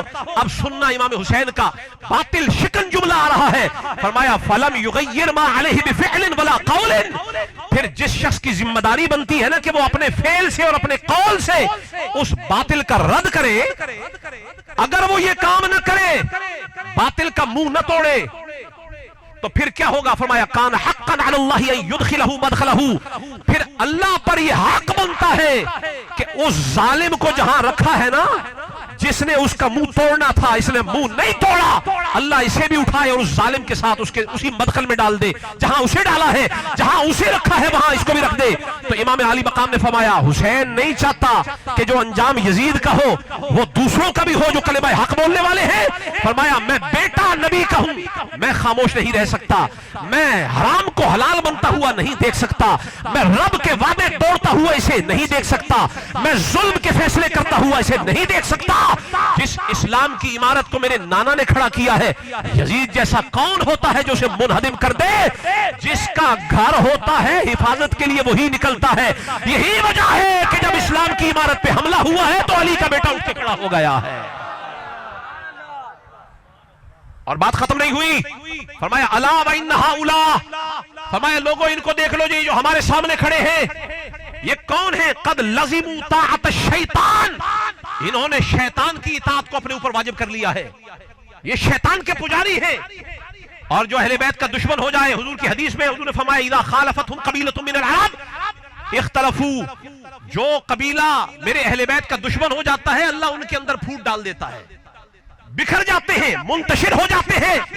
آج دیکھو ہماری حالت کیا ہو گئی، اہل سنت کے اندر بھی بھانت بھانت کی بولیاں نظر آ رہی ہیں، منتشر ہو گئے، ٹوٹ گئے، بکھر گئے اور ریزہ ریزہ ہو گئے۔ وجہ کیا ہے؟ جس دور میں بھی اہل بیت اطہار کے ساتھ کوئی قوم ٹکر لے گی اس کی جمعیت قائم نہیں رہ سکتی، اس کی حقیقت قائم نہیں رہ سکتی، وہ پرزہ پرزہ ہو کے رہتی ہے۔ تو یہی ہوا اور آگے حضور نے فرمایا کہ اللہ تعالیٰ ان کو حزب شیطان بنا دیتا ہے، وہ شیطان کا جتھا ہو جاتا ہے. اور یہی جملہ امام علی مقام نے کربلا میں بولا. آپ نے فرمایا لوگوں ذرا ان کو دیکھ لو، یہ جو 18,000 میرے مقابلے میں کھڑے ہیں، قد لزموا طاعت الشیطان، انہوں نے شیطان کی اطاعت کو اپنے اوپر لازم کر لیا ہے. وترکوا طاعت الرحمن، انہوں نے رحمان کی اطاعت کو چھوڑ دیا ہے. واظہروا الفساد وعطلوا الحدود واستأثروا بالفیء، انہوں نے کیا کیا کہ فساد کو، ان کی وجہ سے فساد ظاہر ہو گیا، انہوں نے فساد کو ظاہر کر دیا ہے، اور انہوں نے حدود اللہ کو معطل کر دیا ہے، اور انہوں نے مال فے کے اندر، مال غنیمت، مال فے کے اندر ہیرا پھیری شروع کر دی ہے، کرپشن شروع کر دی ہے. وَأَحَلُّوا حَرَامَ اللَّهِ، اور انہوں نے اللہ کے حرام کردہ اشیاء اور معاملات کو حلال کرنا شروع کر دیا ہے. وہ جنت کے لیے حج کیوں کرتے ہیں؟ جنت کے لیے. زکات کیوں دیتے ہیں؟ جنت کے لیے. اعمال صالحہ کیوں بجا لاتے ہیں؟ جنت کے لیے. فرائض جنت کے لیے، واجبات جنت کے لیے، مستحبات جنت کے لیے، سنن جنت کے لیے، جتنے بھی نیک عمل کرتے ہو جنت کے لیے. تو تم جنت میں یہ سب کچھ کر کے جنتی ہوگے تو جسے جنت کا سردار بنایا گیا ہو. اور ابھی ان پر نماز فرض بھی نہ ہو، ایسی عمر ہو کہ ان پہ نماز بھی فرض نہیں، حج بھی فرض نہیں، اس کے باوجود عمر ایسی ہے کہ ان پر فرائض بھی اللہ نے واجب نہیں کیے. تو اس عمر میں بھی جو جنت کا سردار ہو گیا ہو تو پھر سوچو نا، تم کہاں، حسین کہاں؟ میں تو آپ کا کہہ رہا ہوں، تم کہاں، حسین کہاں؟ ابھی تو یزید کا مقابلہ ہی نہیں ہے. یزید اور حسین کا تو مقابلہ ہی کوئی نہیں، وہ تو استعارہ باطل کا ہے. اور میں اپنے یقین سے اور وثوق سے کہہ رہا ہوں، سچ وہی عقیدہ ہے جو امام احمد ابن حنبل نے بتایا ہے. اگر مدینہ مسجد نبوی کی توہین کر کے بھی وہ کافر نہیں ہوا تو پھر کافر کیسے ہوتا ہے؟ حضور کی صحابیات کی توہین کر کے بھی کافر نہ ہوا تو کافر کیسے ہوتا ہے؟ مخدرات اہل بیت، حضور کے خاندان کی خواتین کی توہین کر کے دوپٹے اور چادریں نوچ کر بھی اگر وہ کافر نہ ہوا تو کافر کیسے ہوتا ہے؟ مسجد نبوی میں گھوڑے باندھ کر بھی وہ کافر نہ ہوا. اٹھائیے فتاوی رضویہ، اس کے اندر تمام کرتوت لکھے ہوئے ہیں، اور شاہ عبدالحق محدث دہلوی نے بھی یزید کے سارے کرتوت بیان کیے، اور یہی امام احمد ابن حنبل نے بھی بیان کیے. اور انہوں نے یہ کہا اس نے قطع رحمی بھی کی ہے، اس نے ظلم کیا ہے، اس نے رسول اللہ کو اذیت دی ہے. جو رسول اللہ کو اذیت دے، میں جج والوں سے پوچھتا ہوں، جو نبی کو اذیت دے مسلمان ہوتا ہے یا کافر؟ ڈھیلا نہیں بولنا، مسلمان ہوتا ہے کہ کافر؟ بیٹے ایک منٹ بیٹھ جائے، اس کو ہاتھ نہیں لگانا، پیچھے ہو جائے. جو نبی کو اذیت دے وہ کیا ہوتا ہے؟ ڈھیلا نہیں بولنا، بولیے. کافر. امام مالک کا تو یہ فتویٰ ہے کہ جس کدو کو نبی نے پسند کیا، اگر کوئی اس کدو کے بارے میں یہ کہہ دے، اگرچہ وہ کدو جو حضور نے تناول فرمایا تھا وہ تو 1400 سال پہلے حضور تناول فرما چکے، اب اسی نسل کے کدو کو کوئی یہ کہہ دے مجھے پسند نہیں ہے، اس کے گھر میں ابھی تیار ہوا، یہ نیا فصل سے تیار ہو کے آیا ہے، لیکن اس سبزی کو جسے نبی نے پسند کیا ہے کوئی یہ کہہ دے مجھے پسند نہیں، تو امام مالک کہتے جدد الایمان وإلا لأقتلنک، اپنے ایمان کی تجدید کر، کلمہ دوبارہ پڑھ ورنہ میں تجھے قتل کر دوں گا، تو کافر ہو گیا ہے. کدو نہ پسند آ جائے، اذیت رسول کی نکلتی ہو تو بندے کا ایمان جاتا رہتا ہے. تو جنہیں یہ حسین پسند نہ آیا تھا وہ آج بھی اگر مسلمان رہے تو پھر تو امام مالک تو چھوٹے ہو گئے، سنیوں کا امام تو چھوٹا ہو گیا. کدو کہاں، حسین کہاں؟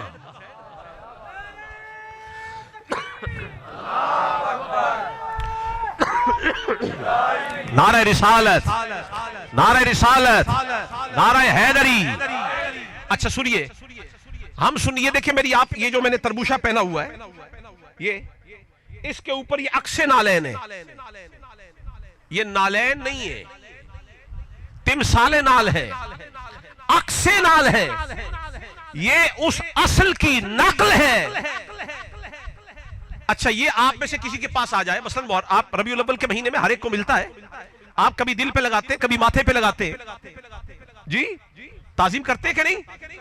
اچھا یہ تو ہے نقل اس اصل کی جو کبھی حضور کے قدموں کے نیچے آیا تھا. کتنی تعظیم ہے.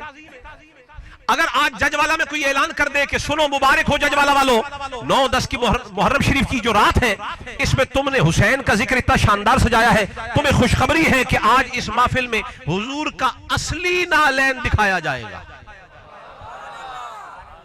اگر یہ اعلان ہو جائے، فرض کریں آپ کی سبحان اللہ سے اندازہ ہوتا ہے کہ آپ کے ذوق کا عالم کیا ہوگا، آپ کی حضور کے نالین سے عقیدت کیسی ہے، وارفتگی کیسی ہے، نسبت کیسی ہے، ربط کیسا ہے، علاقہ کیسا ہے۔ معلوم یہ ہوا وہ نالین جو کبھی حضور کے قدموں کے نیچے آیا۔ اچھا جج والا والے مجھے یہ بتائیں وہ بنا کس سے؟ کیا حضور کے معاذ اللہ حضور کے خون انور سے، حضور کے وجود انور کی جلد مبارک سے، حضور کے گوشت مبارک سے، حضور کے منہ مبارک سے؟ نہیں، کسی جانور کا چمڑا تھا جسے کاٹ کے حضور کی خدمت میں پیش کیا گیا، تو چند لمحے میرے مصطفیٰ کے قدم آ گئے، چند لمحے نبی کا جسم جس جانور کے چمڑے سے بھی مس کر جائے وہ اتنا متبرک اور مقدس ہو جاتا ہے، محترم اور معظم ہو جاتا ہے، مکرم ہو جاتا ہے کہ اب اسے محض سر پہ ہی رکھا جاتا ہے۔ ٹھیک ہے، پوچھے حضرت عبداللہ ابن مسعود سے، جب حضور نالین مبارک اتارتے نا تو وہ حضور کے دونوں جوڑوں کو اپنے باہوں میں یوں چڑھا لیتے۔ آپ نے سبحان اللہ نہیں کہنا چونکہ آپ عاشق صحابہ کے ہیں، ذرا بلند آواز سے بولیے سبحان اللہ۔ صحابہ کرام کا وتیرہ تو دیکھیے کیا ہے، شعار کیا ہے، نالین سے نسبت کیسی ہے۔ دیکھیے کہ صاحب النعل و صاحب الوساد وہ حضور کے نالین اٹھایا کرتے تھے اور یوں اپنی باہوں میں چڑھا لیتے، اپنے سینے کے ساتھ لگا لیتے۔ اور حضور نے فرمایا جس نے قرآن سیکھنا ہو نا، 4 میرے صحابہ ہیں جن سے قرآن سیکھنا ہے، ان میں سے ایک عبداللہ ابن مسعود ہے۔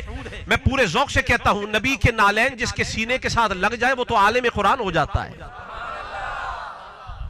خذوا القرآن من 4، چاروں سے قرآن لو، ان 4 میں سے ایک یہ ہے تو جو حضور کے نالین سے ایسا تعلق رکھے۔ اچھا جانور کا چمڑا ہو حضور کے قدموں کے نیچے آ جائے، اس کی اتنی تعظیم ہے، تو مجھے یہ بتائیں کہ جس کی رگوں میں حضور کا خون ہو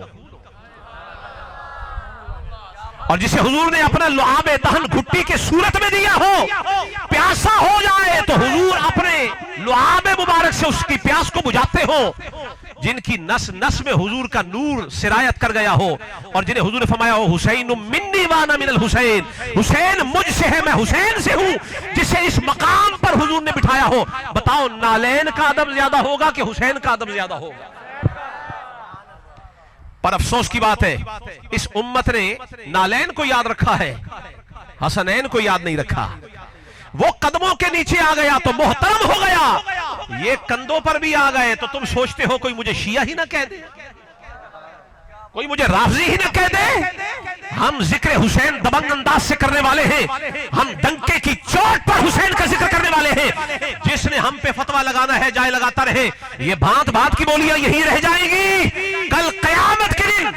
اچھا مجھے ایک حدیث یاد آ گئی، حضور نے فرمایا کہ اے میرے اللہ میں حسن سے محبت کرتا ہوں، میں حسین سے محبت کرتا ہوں، الہی تو بھی کر۔ اور بات ختم نہیں ہوئی، حضور نے فرمایا اے اللہ جو ان سے محبت کرے تو ان سے بھی محبت کر۔ تو نبی کا فتویٰ تو بتاتا ہے کہ بندہ محبوب خدا ہو جاتا ہے اگر وہ محب حضرت امام حسن و حسین کا ہو جائے، عشق امام حسن و حسین سے کر لے تو بندہ محبوب خدا بن جاتا ہے۔ تو محبت خداوندی کا شارٹ کٹ مل گیا۔ چاہتے ہو کہ اگر تمہیں اللہ محبوب بنا لے تو تمہیں کربلا میں آنا ہوگا، تمہیں ذکر حسن کرنا ہوگا، تمہیں ذکر حسین کرنا ہوگا۔ لیکن یہ وہ خاندان ہے کہ جس کے سامنے باطل سر تان کے بھی آ جائے تو یہ گھبرانے والے نہیں، یہ باطل شکن ہے، یہ ابن فرار نہیں ابن کرار ہے، حیدر کرار کے بیٹے ہیں۔ اور یہ روایت میں آپ کے سامنے رکھنا چاہتا ہوں جو طبری کے اندر موجود ہے، اور اس کے راوی ہے عقبہ بن ابی عیزار۔ وہ یہ کہتے ہیں کہ ان الحسین خطبہم، امام حسین علیہ السلام نے یزیدیوں کے سامنے خطبہ دیا۔ کربلا کے عنوان سے محفل سجا لینا بہت اچھا ہے، پر اس محفل میں یہ بھی تو بتاؤ کربلا میں حسین نے خطبہ کیا دیا تھا۔ وہی بات بتا رہا ہوں کہ بنی اسرائیل والے تو بیت المقدس میں ڈر کے مارے داخل نہیں ہوئے، کہا لڑنا ہے موسیٰ جا کے تو لڑ، تیرا خدا لڑے۔ پر جب باری آئی حسین کے ساتھیوں کی تو دیکھو وہاں دبدبہ کیا ہے، جرت کیا ہے، عظیمت کیا ہے، اولو العزم کی بڑی شان ہے۔ نبیوں کی جماعت میں 5 نبی ہیں جو اولو العزم ہیں، ہمارے علماء نے لکھا ہے، موسیٰ علیہ السلام، عیسیٰ علیہ السلام، حضرت نوح، حضرت ابراہیم اور حضور۔ یہ 5 اولو العزم ہیں. کتنے؟ ذرا اشارہ کر کے بتا دیں کتنے؟ سارے نبی بڑی شان والے، سارے رسول بڑی شان والے، پر ان 5 کی شان جیسا نہ نبیوں میں کوئی ہے نہ رسولوں میں کوئی ہے. کیوں؟ جب ان پہ آزمائش آ گئی تو ثابت قدم ہو گئے، یہ اولو العزم ہو گئے. جن کا عزم قائم ہو جائے انہیں درجے جداگانہ مل جاتے ہیں. تو ولیوں کی جماعت میں جو اولو العزم بن کے حسین ہو گیا، یہ ولیوں کا اولو العزم ہے. اب دیکھیے جب سامنے یزید آ گیا تو وہاں خطبہ امام علی مقام نے کیا دیا؟ فحمد اللہ، اللہ کی حمد بیان کی، وَإِثْنَى عَلَيْهِ، اور اللہ کی ثنا بھی بیان کی. ثم قال، پھر فرمایا ایھا الناس، اے لوگوں ذرا کان کھول کے سن لو، ان رسول اللہ صلی اللہ علیہ وسلم قال، میرے نانا جان نے یہ ارشاد فرمایا تھا، من رأى سلطانا جائرا مستحلا لحرم اللہ ناقصا لعہد اللہ مخالفا لسنت رسول اللہ یعمل فی عباد اللہ بالاسم والعدوان، کہ وہ شخص جو بادشاہ بن جائے اور بادشاہ بن کے جائر ہو جائے، ظالم ہو جائے، مستحلا لحرم اللہ، اور وہ حرام کو حلال بناتا ہو، جسے شریعت نے حرام قرار دیا یہ اسے حلال بنا رہا ہے، ناقصا لعہد اللہ، اللہ کے ساتھ کیے ہوئے وعدوں کو توڑتا ہو، نبی کی سنت کا مخالف ہو، اور لوگوں میں عدوان کے ساتھ، اسم کے ساتھ، گناہ کے ساتھ اور دشمنی کے ساتھ وہ فیصلے کرتا ہو. اب سننا امام حسین کا باطل شکن جملہ آ رہا ہے. فرمایا فلم یغیر ما علیہ بفعل ولا قول، پھر جس شخص کی ذمہ داری بنتی ہے نا کہ وہ اپنے فعل سے اور اپنے قول سے اس باطل کا رد کرے، اگر وہ یہ کام نہ کرے، باطل کا منہ نہ توڑے، تو پھر کیا ہوگا؟ فرمایا کان حقا علی اللہ ان یدخلہ مدخلہ، پھر اللہ پر یہ حق بنتا ہے کہ اس ظالم کو جہاں رکھا ہے نا، جس نے اس کا منہ توڑنا تھا اس نے منہ نہیں توڑا، اللہ اسے بھی اٹھائے اور اس ظالم کے ساتھ اسی مدخل میں ڈال دے، جہاں اسے ڈالا ہے، جہاں اسے رکھا ہے وہاں اس کو بھی رکھ دے. تو امام علی مقام نے فرمایا حسین نہیں چاہتا کہ جو انجام یزید کا ہو وہ دوسروں کا بھی ہو جو کلمہ حق بولنے والے ہیں. فرمایا میں بیٹا نبی کا ہوں، میں خاموش نہیں رہ سکتا، میں حرام کو حلال بنتا ہوا نہیں دیکھ سکتا، میں رب کے وعدے توڑتا ہوا اسے نہیں دیکھ سکتا، میں ظلم کے فیصلے کرتا ہوا اسے نہیں دیکھ سکتا. جس اسلام کی عمارت کو میرے نانا نے کھڑا کیا ہے، یزید جیسا کون ہوتا ہے جو اسے منہدم کر دے؟ جس کا گھر ہوتا ہے حفاظت کے لیے وہی نکلتا ہے. یہی وجہ ہے کہ جب اسلام کی عمارت پہ حملہ ہوا ہے تو علی کا بیٹا اٹھ کے کھڑا ہو گیا ہے. اور بات ختم نہیں ہوئی. فرمایا الا وان هؤلاء، فرمایا لوگوں ان کو دیکھ لو جی جو ہمارے سامنے کھڑے ہیں یہ کون ہیں؟ قد لزموا طاعت الشیطان، انہوں نے شیطان کی اطاعت کو اپنے اوپر واجب کر لیا ہے، یہ شیطان کے پجاری ہیں. اور جو اہل بیت کا دشمن ہو جائے، حضور کی حدیث میں حضور نے فرمایا اذا خالفتهم قبیلۃ من العرب اختلفوا، جو قبیلہ میرے اہل بیت کا دشمن ہو جاتا ہے اللہ ان کے اندر پھوٹ ڈال دیتا ہے، بکھر جاتے ہیں، منتشر ہو جاتے ہیں. آج دیکھو ہماری حالت کیا ہو گئی، اہل سنت کے اندر بھی بھانت بھانت کی بولیاں نظر آ رہی ہیں، منتشر ہو گئے، ٹوٹ گئے، بکھر گئے اور ریزہ ریزہ ہو گئے. وجہ کیا ہے؟ جس دور میں بھی اہل بیت اطہار کے ساتھ کوئی قوم ٹکر لے گی اس کی جمعیت قائم نہیں رہ سکتی، اس کی حقیقت قائم نہیں رہ سکتی، وہ پرزہ ہو کے رہتی ہے. تو یہی ہوا. اور آگے حضور نے فرمایا کہ اللہ تعالیٰ ان کو حزب شیطان بنا دیتا ہے، وہ شیطان کا جتھا ہو جاتا ہے. اور یہی جملہ امام علی مقام نے کربلا میں بولا. آپ نے فرمایا لوگوں ذرا ان کو دیکھ لو، یہ جو 18,000 میرے مقابلے میں کھڑے ہیں، قد لزموا طاعت الشیطان، انہوں نے شیطان کی اطاعت کو اپنے اوپر لازم کر لیا ہے. وترکوا طاعت الرحمن، انہوں نے رحمان کی اطاعت کو چھوڑ دیا ہے. واظہروا الفساد وعطلوا الحدود واستأثروا بالفیء، انہوں نے کیا کیا کہ فساد کو، ان کی وجہ سے فساد ظاہر ہو گیا، انہوں نے فساد کو ظاہر کر دیا ہے اور انہوں نے حدود اللہ کو معطل کر دیا ہے. اور انہوں نے مال فے کے اندر، مال غنیمت، مال فے کے اندر ہیرا پھیری شروع کر دی ہے، کرپشن شروع کر دی ہے. وَأَحَلُّوا حَرَامَ اللَّهِ، اور انہوں نے اللہ کے حرام کردہ اشیاء اور معاملات کو حلال کرنا شروع کر دیا ہے. جذبے کا عالم یہ ہے، ان کی عظیمت کا عالم یہ ہے. یہ بیٹے اسی خاندان کے ہیں جو کسی باطل کو برداشت نہیں کر سکتے اور جنہیں حضور پاک صلی اللہ علیہ وسلم نے اتنا قرب دیا ہو کہ منبر رسول پر بیٹھ کے جب حضور خطبہ ارشاد فرماتے، جج والا والوں پوری توجہ سے سن لے، میں اپنے خطاب کو اختتام کی طرف لے کے جا رہا ہوں. آپ کو معلوم نہیں کہ امام عالی مقام کی تربیت کن حالات میں ہوئی، کن سرکمسٹانسز کے اندر ہوئی؟ آپ کو معلوم ہونا چاہیے کہ جب منبر رسول پہ حضور خطبہ دیتے، میں جج والا والوں سے ایک سوال کرنا چاہتا ہوں، مجھے بتائیے ساری کائنات انسانی میں سب سے بڑا خطبہ کس کا ہے؟ ایک منٹ جی، توجہ ہے؟ یہ مائک میں اپنی مرضی سے چھوڑوں گا، لاکھ اشارے ہو جائیں یہاں دائیں بائیں۔ میں بیٹا مولا علی کا ہوں، امام موسیٰ کاظم کی لڑی سے، جب تک میں اپنا پیغام پورا آپ تک نہیں پہنچاؤں گا میں آپ کی بالکل چھٹی نہیں ہونی، یہ کلاس جاری رہے گی۔ امام حسین بھی کربلا جا رہے تھے نا، روکا گیا، حضرت ابن عباس نے مشورہ دیا، حضرت محمد بن حنفیہ نے مشورہ دیا، عبداللہ بن جعفر نے مشورہ دیا، لیکن حضرت ابو سعید خدری نے مشورہ دیا، امام حسین نے فرمایا حسین کے لیے اشارہ مصطفیٰ نے کر دیا، میں نے خواب میں دیکھ لیا ہے کہ مجھے کیا کرنا ہے، لہذا حسینیوں کا اپنا ہی منہج ہوتا ہے، بات جب تک پوری نہیں ہوگی چھٹی نہیں ملے گی۔ ذرا کان کھول کے سن لو، مجھے یہ بتاؤ روئے زمین پر سب سے بڑا خطیب کون ہے؟ کوئی مجدد، کوئی محدث، کوئی فقیہ؟ میں آپ کو مختصر بتاتا ہوں، امام ابو حنیفہ کا خطبہ سب سے اعلیٰ ہے؟ امام مالک کا سب سے اعلیٰ ہے؟ نہیں۔ امام شافعی کا سب سے اعلیٰ ہے؟ نہیں۔ امام احمد بن حنبل کا سب سے اعلیٰ ہے؟ نہیں۔ یہ تو بعد کے لوگ ہیں، کوئی تابعی، کوئی تبع تابعی۔ کیا کسی تابعی کا خطبہ سب سے اعلیٰ ہے؟ نہیں۔ کسی صحابی کا خطبہ سب سے اعلیٰ ہے؟ نہیں۔ اہل بیت کا خطبہ سب سے اعلیٰ ہے؟ نہیں۔ نبیوں رسولوں میں جس کا سب سے ٹاپ کا خطبہ ہے اسے عامر خلال محمد مصطفیٰ کہا جاتا ہے۔ اب ذرا دیکھنا مصطفیٰ کا خطبہ کیسا ہے، اٹھاؤ ترمذی شریف، حضور خطبہ دے رہے، دوران خطبہ سامنے سے دو شہزادے آئے، لال قمیصیں پہنی ہوئی ہیں، قمیصیں لمبی ہیں، قدموں کے نیچے قمیص آئی تو جھومتے ہوئے چلے آ رہے ہیں، جھومتے ہوئے۔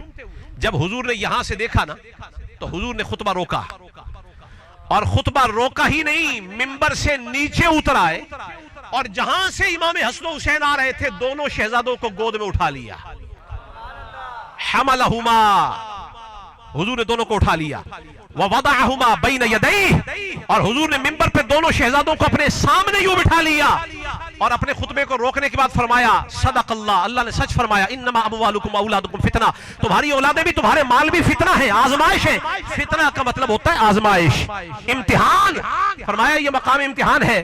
نظر الی ھذا الصبیین، میں نے ان دونوں بچوں کی طرف دیکھا کہ یہ یوں جھومتے ہوئے آ رہے تھے تو مجھ سے برداشت نہیں ہوا، تو میں نے ان دونوں کو اٹھا لیا اور اپنے پاس لا کے بٹھا دیا۔ پہلے خطبہ کچھ چل رہا تھا، اب شان امام حسن و حسین کی چل رہی ہے، تو جنہوں نے اتنے قریب سے حضور کو دین کی تبلیغ کرتے ہوئے دیکھا ہو وہ برداشت کر سکتے ہیں کہ کوئی حلال کو حرام بنائے اور حرام کو حلال بنائے، حدود اللہ کو معطل کرے، ظلم سے فیصلے کرے، لوگوں کے اندر برائی کو اور فحاشی کو وہ پھیلاتا پھرے اور حسین نے بولے؟ اسی لیے امام علی مقام نے فرمایا میرے اوپر سب سے بڑا حق بنتا ہے کہ میں اس باطل کو بدل کے رکھ دوں۔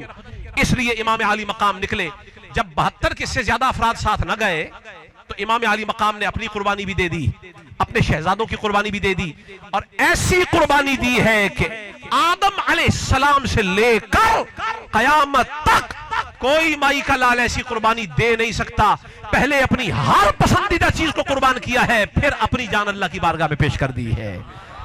اس لیے یہی وجہ ہے کہ آج آپ کے سندھ میں بھی تن تنے حسین کے ہیں، گلگت میں بھی تن تنے حسین کے ہیں، پنجاب میں بھی تن تنے اور نعرے حسین کے ہیں، جس کوچے قریے میں چلے جاؤ وہاں نعرہ حسین کا لگ رہا ہے۔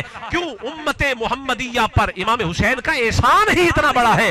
اب جس پر احسان ہے اس کا فرض بنتا ہے کہ جب محرم کے ایام آ جائے تو پھر وہ نعرہ امام حسین کا لگایا کرے، دبنگ انداز سے لگایا کرے، اور یہ نہ سوچا کرے کہ کوئی مولوی آپ کے اوپر کوئی فتویٰ لگا دے گا، اس کی کیا حیثیت ہے، اس کی کیا حضور کی بارگاہ میں حیثیت ہے؟ جس کا ذکر حضور کرتے ہو،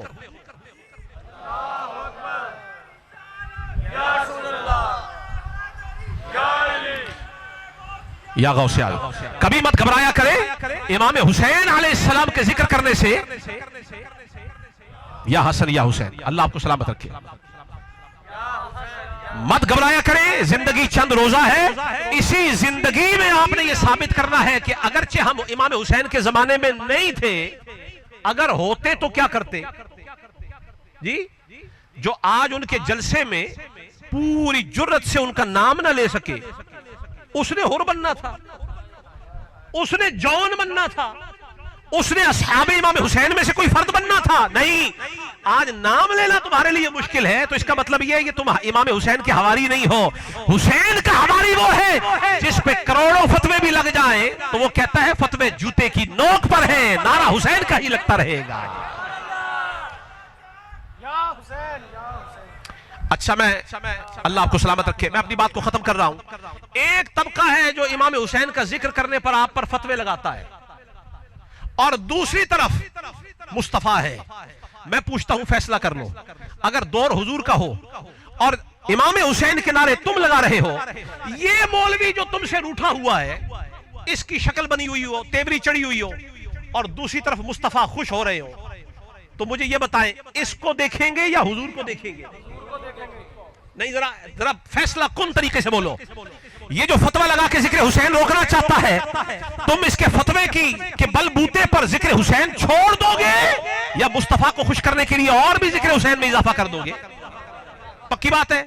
ذرا ہاتھ اٹھا کے بتائیں اگر آپ واقعی امام حسین کے ایسے ساتھی ہیں تو اب اس نعرے کا جواب دیں. اکھ دی ٹھنڈک دل دا چین، اکھ دی ٹھنڈک دل دا چین.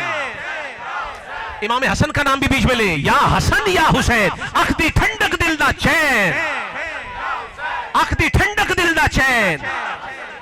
بس میں انہی کلمات کے اوپر ختم کر رہا ہوں.